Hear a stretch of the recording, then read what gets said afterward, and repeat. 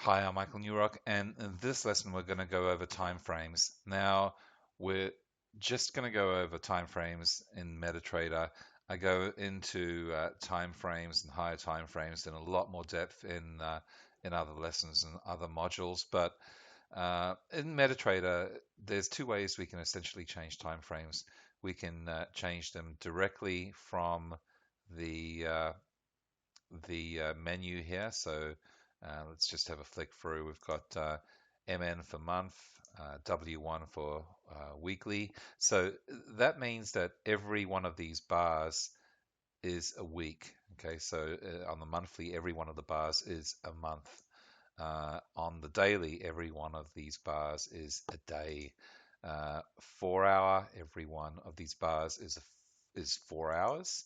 H1 is 1 hour, M30 is 30 minute, M15 is 15 minute. You can hover over as well if you're not sure, and it'll give you the time frame that you're looking at. M5 is 5 minute, and M1 is the 1 minute time frame. So every one of these bars is 1 minute. So let's just park it on the 1 hour.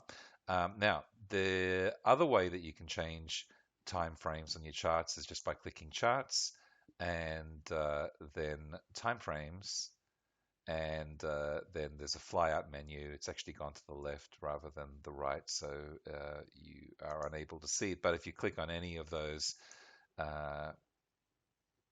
options, so time frame, any one of the options here, you can change to the different time frames that you wish to trade in. It's obviously very, very important and a big part of the trend profiteer system.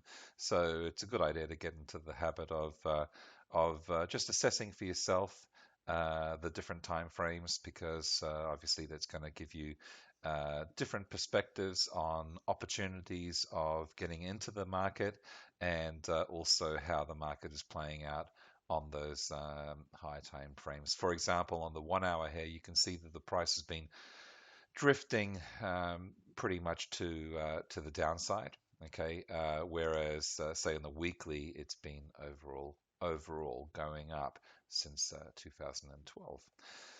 And that concludes this short summary lesson on time frames and MetaTrader. Till next time, good trading, live well, and I'll see you soon.